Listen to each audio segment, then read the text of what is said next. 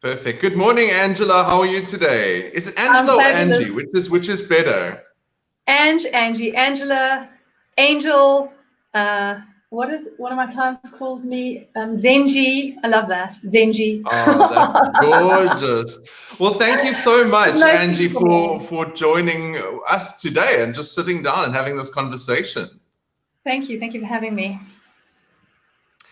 So, Angie, we are having a discussion today about one of your really exciting online courses that you've just loaded onto the Life Retreat Academy. And I know it's been in other places already before. And this is a course on anger, but it's not anger management. So what is that? What is the difference here? Well, here's the thing about anger management is that people spend a lot of time trying to learn how to manage their emotional state when it comes up so that they don't vomit that emotional state on other people, behave badly, sometimes hit, sometimes stab, sometimes, do real emotional and personal damage to other people when they get themselves caught up in a state. But using a tool in the moment that your mind is really caught up is very, very difficult to do. And so what I'm actually teaching people is much more of an understanding how does the mind actually work to create your feeling experience in the first place. And so I use it not just for anger, but I use it for teaching people how to love themselves, how to find self-confidence, self-worth, self-esteem, and so on. So I have a program that uses the same thing to teach people how to deal with anger. But essentially what I'm teaching people is your experience of the outside in is filtered through your mind. It's filtered through thinking. It's filtered through your belief systems. It's filtered through your sabotage programs. It's filtered through this whole thing that says, oh, that's really personal. It's personal. And I have to do something about it. And so some of us have the best form of defense is attack. And so those people tend to use attack as their way of doing something about the world, doing something about the insult that it feels like the world is generating towards them. And for those people, and I've been there, for those people, everything feels personal. Everything feels like it's about me. It's dishonoring me. It's taking advantage of me. It's trying to, get lucky with me. It's not listening to me. It's not doing what I say is important. And that feels very personal. And so really, I'm not teaching you how to use a technique in the moment that you're feeling angry to stop or count to 10 or learn to breathe or any of that kind of stuff. What I'm really teaching people to do is to understand how their mind actually works to create their feelings so that it no longer has to work that way. And that's really, really good for anger because we don't then, as a result of understanding how the mind works, we don't then take things personally. That it doesn't seem like the world is out to get us, and we don't have to defend ourselves against that.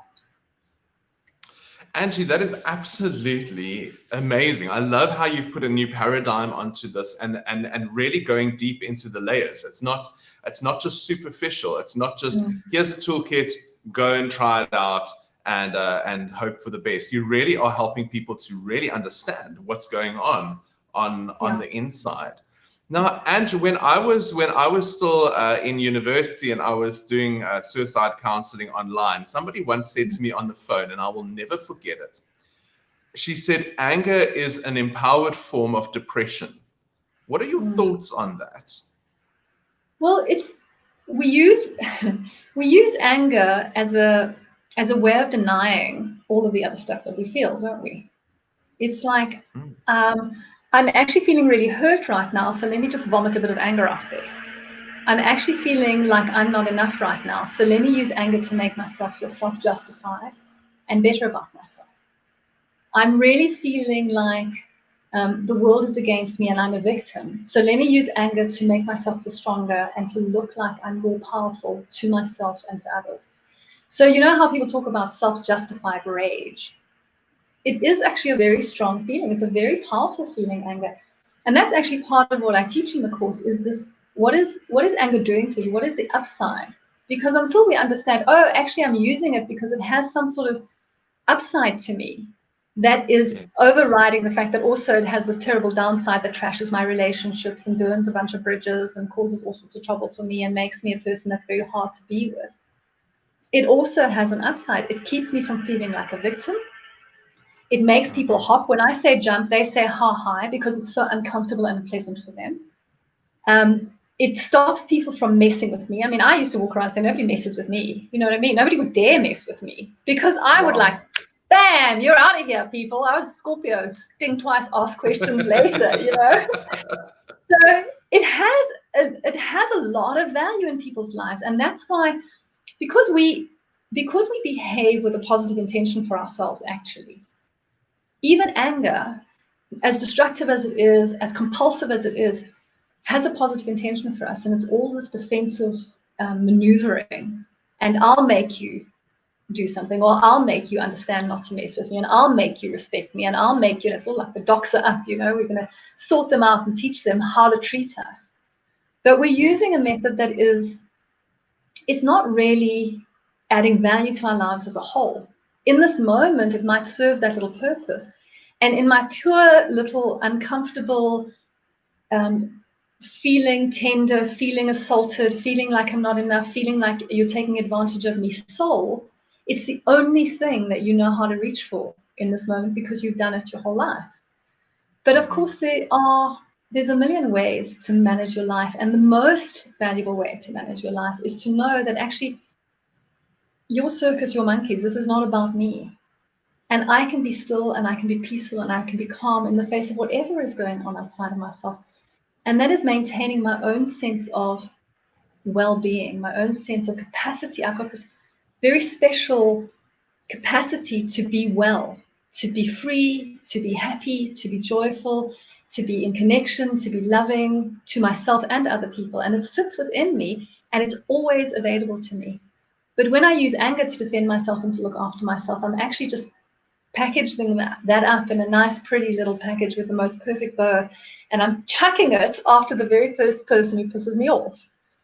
And then I'm raging all day long in my mind about that person and what they did and how they behaved. And I've lost the capacity to be in well-being. So actually, I'm punishing myself more than I'm punishing anyone else when I get involved in that. And especially so by us trying to take our power, we're actually losing our power. Is that what I'm hearing? Exactly. That's exactly right. We use it to take our power, and we feel the rage. It's a powerful feeling, so we feel empowered. But you've lost your joy. You've lost your joy. Maybe you've lost your relationship. Maybe you've lost your job. Maybe you've lost your peace of mind. Maybe you've lost your sanity. I mean, I've had a client who literally has stabbed people. She was angry. Wow. Yes. And I've had other clients that have hit people when they're angry. So they've taken that anger has gone to the place of actually physically abusing people. But even when you're not physically abusing people, there's an emotional abuse that's happening. And the people you love, you don't want to be an abuser in their lives because you're in self-defense. It doesn't make sense. So that's exactly it. Angie, do you ever find that people use addictions, habits, and substances to numb the feelings of anger in your practice? You see that? I see people using that to numb all their feelings. Absolutely. They don't use it so much to numb anger. In fact, what I often find is that the addiction or the substance allows them to project their anger. So they're much more likely to vomit their anger on somebody else, to become abusive emotionally or physically when they are on a substance, because their inhibitions are lowered, their control is lowered. So, yes. In fact, I had a client quite some time ago. He was quite an old man when I knew him. I didn't do this kind of work with him, but he was a client of mine in another aspect altogether. And he wrote a book. And of course, I read the book. He was a client of mine. I'm like, yeah, cool, I'll read your book. And it turns out that the whole book was like a biography of his life. And a very big part of it was that he used to beat his wife. And he went for years and years and years and years of counseling, years of therapy to stop hitting his wife. And I said to him the next time I saw him, I said, this is really interesting because, correct me if I'm wrong, but it sounds like, from what I'm reading, that you only actually used to hit her when you were drunk, when you drank. And he's like, yes. Yeah, probably that's true. I mostly only hit her when I was drinking. So I was like, well, why didn't you actually go to counseling to stop drinking?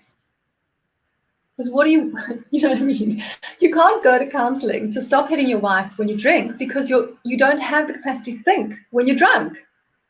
So he was hitting the wrong end of the stick altogether. And this is what we're always doing. We have a symptom. In this case, is what we're talking about here is the symptom is anger. But the symptom could be lack of self-worth or lack of self-esteem or feeling like you're not enough or hating yourself or lack of acceptance of the world. These are all just symptoms.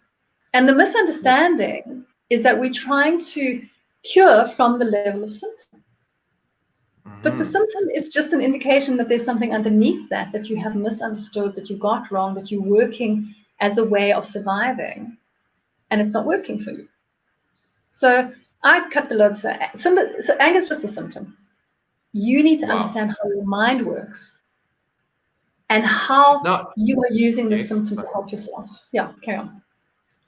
I'm very fascinated by this topic. Could we unpack this a little bit? The abuse. The reason I'm asking is in my personal practice here in Somerset West and online in general, I'm just noticing more and more and more of an influx of women who are being subject to some kind of abuse, whether it's verbal or emotional, physical.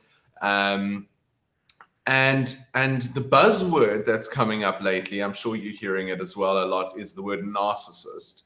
Everyone's a narcissist. Everyone's a narcissist all of a sudden. But I'm noticing that there is more anger in the world, and women are angry.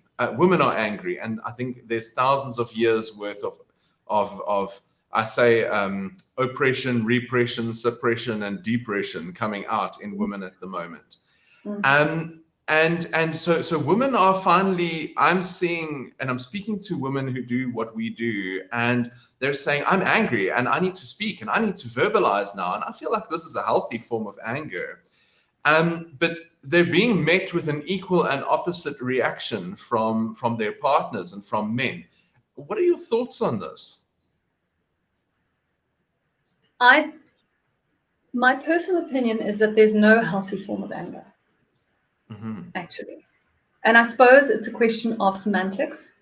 You know, what do you consider to be anger? What do you consider to be possibly outrage? That's not anger. That's just, this is not okay. Do you know what I mean? I need to speak up about a thing that's not okay. But this is what I understand, and it's been really, really helpful for me in my own life, is that there are situations in this world where that go against my moral fiber. Okay, I've got value systems, I've got moral fiber. I say this is not okay. Okay. The truth of the world is that these situations have been happening from time immemorial, and they will always happen. And as much as I'm saying they're not okay, they are true. We experience them. Now, that doesn't mean that I can't make some move in the world to start some sort of awareness or movement or program or process that can help us to have these things not true in the world. But what is true about it is that it's true right now. Right? It's true right now. Yeah. So let's say, for instance, that we believe that a man shouldn't hit a woman, right? This is like a commonly held belief system. We absolutely agree from a value system point of view, men should not hit women. But we also know that the truth of the world is that sometimes men hit women. Okay. So if this is an important subject for me and I want to make a difference in the world around men hitting women, do I have to be pissed off about that? Do I need to be enraged? Do I need every thought, every conversation to bring this feeling, although it is a very powerful feeling of rage, of despair, of like, anger is not just pissed off. It's like you feel like, to your fingertips about it. Does my life have to be revolving in this feeling where I can't also then feel peaceful and calm and joy and happy and present in my experience? In order for me to make a movement to try to wake society up to men shouldn't hit women.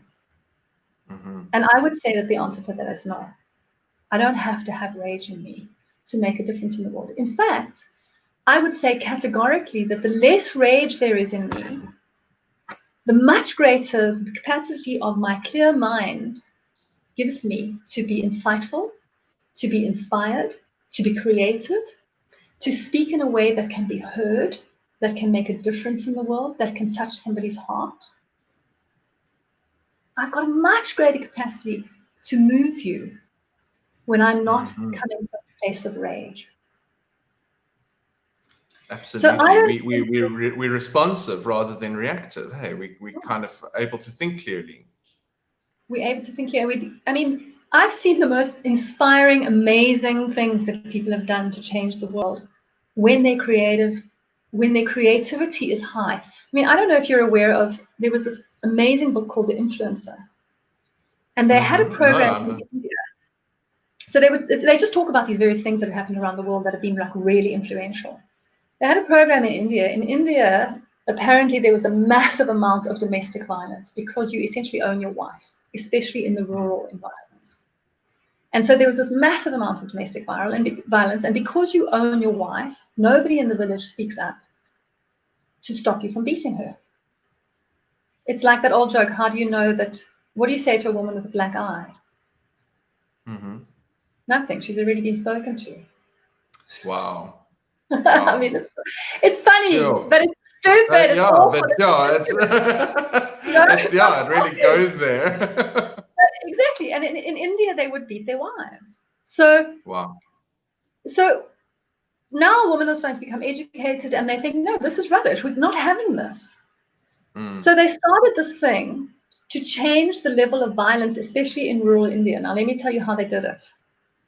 They had soap operas in India that were watched and listened to extensively by everybody in the country. They were super, super popular. The soap opera stars in India are like superstars.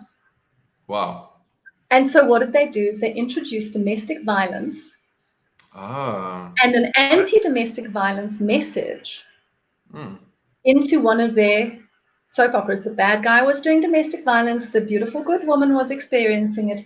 And her neighbors and her community stood up against it for her. Oh, that's amazing. They took care of her. They stepped in. In India, if you were a battered woman, you could not go to your neighbor for refuge because they would kick you out because they have no rights to take care of you in relation to your husband. That was not the culture. They completely changed the culture in these rural areas around violence against women. That is amazing.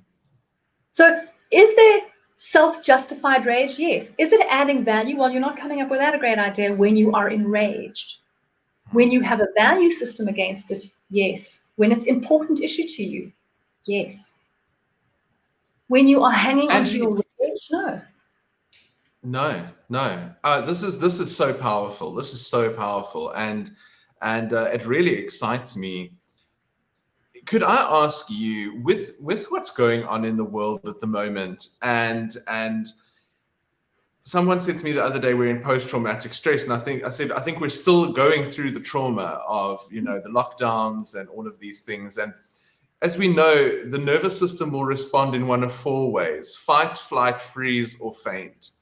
And a lot of it is fight at the moment. We're seeing that all around the world with people protesting and warring and raging, and there's a lot of anger right now coming out in the world, and I feel like this is a huge response to the trauma that our nervous systems are experiencing. And we read it on the news and we bring it into our homes. How much of what goes on social media affects our own levels of anger, frustration, and our personal lives? It's massive. Yeah. Massive. I personally don't watch the news. I don't read the newspaper, and I don't listen to the news on the radio because it pulls me in and it messes with my thinking. And my thinking is what creates my emotional state. So if you're pushing my thinking button and think about this, I mean, you can talk about potholes, and if you talk for long enough about potholes, I'll be like, potholes, and I'll feel despair about our government, and I'll feel frustration about the lack of how we're working, and I'll have this whole story that can develop around potholes. It's a hole in the freaking ground. Do I really have to get myself out of my joy and into a tiz because there's a hole in the ground? No. Does that mean I can't do anything about it? No. But I don't have to get myself into a tiz about it. So who's responsible for my emotional state? Well, that would be me. You, yeah. That would be me. And what am I exposing myself to that I then have to stay calm in relation to? Well, that would be my choice. And how much of that exposure am I going to be able to stay calm in relation to? Well, that depends on how good at this I am. You know, how good are you at managing your own mind? How zen are you? Well, your level of zen, you're going to have to like manage your social media in relation to your level of zen, and you're going to need to up your level of zen. Yeah. So actually, social media is really, it's a big deal. And you know what else, hey? Fake news. Oh my word, how many people get themselves into an absolute tiz over fake news? And fake news is surrounding us everywhere. The moment it's like super dramatic, you're saying, come on, this is really true. Yeah, absolutely. Absolutely. And it feels like the world is dividing up into factions all of a sudden in different things. You know, you're either with me or against me kind of thing. And I'm seeing that a lot on my own social media.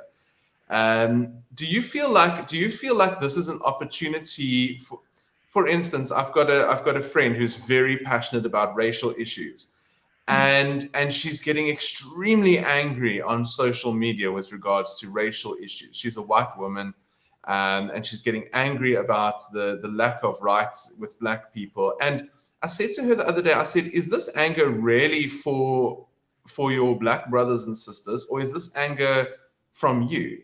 Do you ever feel, Angie, that we sometimes use what we see on social media to kind of project our own feelings out and focus on a cause rather than focusing on what's happening inside ourselves?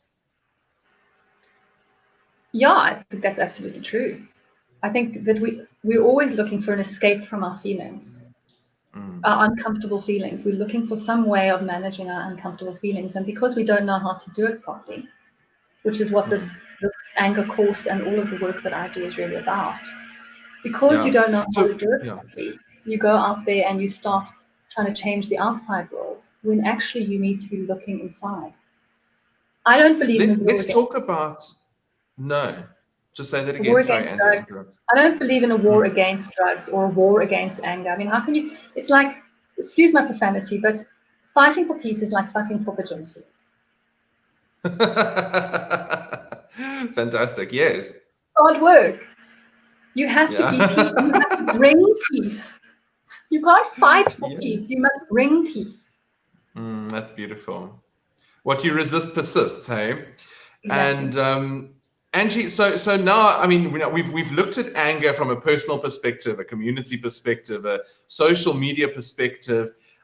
If somebody was interested in really understanding their own anger or healing, I don't know if healing is the right word, whether it's their own or somebody that they love, and you've got this course online, can you tell us a bit about how that would benefit them?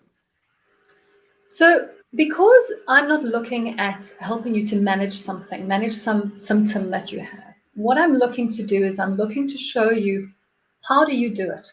What are the underlying belief systems and sabotage programs that keep you behaving in this way? What do you believe about how to defend yourself? What do you believe about your enoughness? What do you believe about the personal nature of the world that keeps this reaction happening? And when you believe something different, what changes?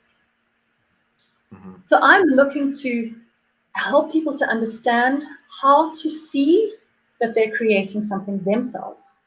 It always feels like my anger comes because you did something, Ryan. You said something that was hurtful to me. You threw your litter out the thing. You made a racist comment. You were racist towards me. You did.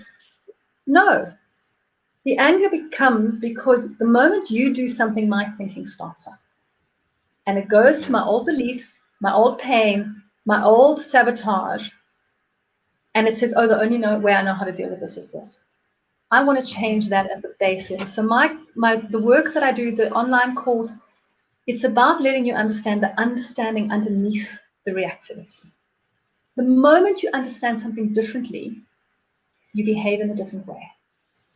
You will never behave the same way once you understand something differently. It's kind of like this. Yes, great example. Let's do this one and then you can ask me. It's like this, okay? You say to me, Ange, my hand hurts, right? And I say, wow, yeah, your hand's really swollen, and geez, you look like you disjointed something here and there. And it's like, yeah, I've had this pain in my hand my entire life. What helps? Well, okay, so I'm angry. I've been angry my entire life. what helps? Well, sometimes I take these anti-inflammatories. Okay, look, if I get the peace of mind to stop and breathe, then sometimes I cannot go into anger. And sometimes I dip it in ice water and I let it sit in the ice water for a while, and that helps a little bit. Okay, so sometimes if I could just walk away from the situation, just walk away, then I don't respond with anger, but I still feel it inside me and I can still fight for 5 weeks about it, but I can walk away and then I don't respond with anger. Okay, so these are my little things that help with the symptom. But if I say to you, you know what, Ryan, I can sort that hand out for you actually in no time at all. It's really quick and it's really easy. I just have to show you that you've misunderstood something. You'd be like, really? How is this possible? I've had this pain for 25 years. Come on. I'd be like, walk with me, Ryan. Let's go for a walk. And we go for a walk and we walk down the passage. And as you're walking down the passage, you walk through a doorway and I say, just stop. Stop for a moment. And you're like, why am I stopping here? What's going on? I was paying attention to you and to the walking. I'm like, no, just stop here. And I say, what do you see? And you go, okay, hold on a minute. Oh, this hand's on the door jamb. This hand's on the door handle. And I'm going, bam, bam, bam, bam, bam, bam, bam, bam against my hand. Yes. No wonder your hand is sore and swollen and in pain all the time. Now, here's the thing. I do not have to teach you the 5-step technique to putting one foot against the door, to holding back, to strapping your arm against your body every time you walk through a door. I don't have to teach you to take all the doors off in your house so you can't stand. You don't have to make your life smaller so that you never walk through a doorway. No. You just have to understand that you've got this mechanism, this habitual, protective, whatever mechanism in your life, that when you walk through a doorway, you very unconsciously slam the door on your hand. That's why your hand hurts. And when your hand hurts and you find that you're in a doorway, you'll stop immediately because it's suddenly like, hello, this is a strong enough message to me that I'm doing it again. It hurts. Wow. So immediately you go, oh, sure, but I made a mistake. I wasn't paying attention. I slammed the door against my hand. It hurts. That's my lesson. Something's going on here. And I wake up again to the truth of the experience. I'm slamming my hand in the door. And so anger, self-love, self-worth, all of the stuff, it's exactly the same as that. You have a misunderstanding in which you are slamming your emotional mind in the door. And the moment you have a new understanding, you won't walk through a doorway the same way again. And if you did because you were paying attention to somebody else, you would wake up pretty damn quickly to it. Absolutely. Angie, I'm excited. I can't wait to do the course myself. And even in prepping for this interview, I was reading over your enrollment page as to what all is covered in the course, and it's absolutely exciting. So I'm assuming you're going to put a link to the course somewhere in this interview for people to be able to access it. This is a course that can be done in your own time, is that right? And if they need access to use, can they do that? Can they book a session with you? So this is a course that's up on Life Retreat Studio Teachable, and I'll put the link down below if you want to go to the Life Retreat Studio page. And on that page is all of my courses. I've got 2 courses. Ryan's got a whole heap of courses. He's been very busy producing all sorts of wonderful stuff, and we'll talk about that in another interview. But the link is below. You have access to the course for life. And of course, I can do work with you on a one-on-one level via the internet or personally here in Johannesburg. I do the course one-on-one as well. So it's a training that I do one-on-one, but it's significantly more expensive, obviously, than doing it online, which is actually very, very cheap, very accessible. You have it for life. There's all sorts of exercises to help you see what is my purpose with anger, what is the value I'm trying to gain, how's it hurting me, in what ways, like, am I motivated to actually change this, or is the value just, okay, let's carry on being angry, you know what I mean? There's all sorts of, the whole understanding of how does my mind work to create my experience, what is this chatter doing? I'm showing you the chatter so you can put your eye on it, you can see it immediately. I'm showing you how to work with that thought, what to do and what not to do, and mostly it's about not doing anything. And I can tell you absolutely categorically, I have never failed to get somebody out of anger, no matter how dramatic their anger is, no matter if they were beating on people. I have always had success. Sometimes it takes longer, sometimes it's quicker. People learn at their own speed, but with the advantage of the online course, obviously, is you pay once and you go over time and time again as much as you want. And really, it's just up to you to do the course and do the work. And if you I do can't that, wait. I'm going to refer clients onto this course. I'm already thinking in my own head how many people in my life need this course. it's what I love about it is that it's powerful for anger, because that's what the subject matter of the course is. But actually, it'll change your life in every way, because the understanding of how your emotional state is created is really wonderful for irritation. It's really wonderful for a lack of love. It's really wonderful for a feeling of rejection, for shame, for sadness, for I'm not enough, for I lack confidence. It's for everything. That understanding helps to just completely transform the way you see your life, the way you see your world, and the way you respond then in turn to the external experience. Amazing. So you're gonna Wonderful. love it. So even if I can't wait. if you're not angry, that part of the course is, I mean, I just sent that course to somebody the other day who isn't suffering from anger, but I just said, you know what, learn how your mind works, do that part of the course. I'm very, very, very excited. We've all got something that we're angry about in our lives, and I think I'd be kidding myself if I said I wasn't. So yeah. I'm personally excited. I can't wait to share it with my clients and my coaching clients. And are there any closing or parting words that you would like to share with people who might be experiencing this, either themselves or with loved ones at the moment? I would very much like to say, guys, it doesn't matter how long or how dire your anger has been. It's actually really quite simple, the solution. It's remarkably simple. And if you've tried before and you've been to anger management classes and you've got all these techniques and you've been frustrated and they haven't worked, don't worry about that. That's not how this works. That's why you've been struggling. It's very simple to understand how the mind works. It's very simple to get a new insight into your own misunderstandings that create this experience for yourself. And if you find that you want to solve this problem for yourself, it's not long, it's not difficult. It's like the course is 2.5, 3 hours. It's not even a long course. Quick sticks, you're going to find a really dramatic difference in your life. Just do the work. Do the work. It's really easy once you know how. So good luck. Wonderful. Because I mean, I've had anger in my past and I've come past that, and it's like my life is a significantly better experience because I have airtime available to be free when I'm not using it up and being angry. And that's what we all want, isn't it? We want the better feeling. That's what we're looking for, to feel better. That's what we're looking for.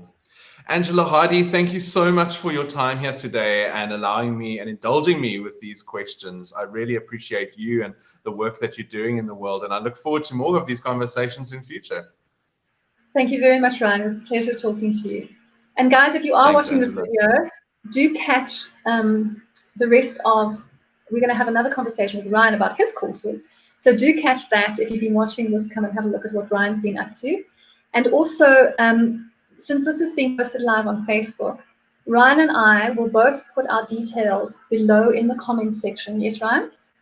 With all of our links. Yes, we will.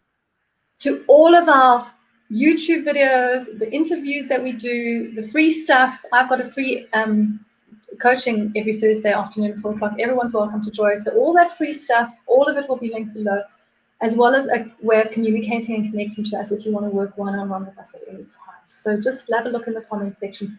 Ryan will put his stuff there. I will put my stuff there, and you can get hold of us if you want to. Okay. Thanks, Angie. Thank you, everybody. Thanks, Ryan.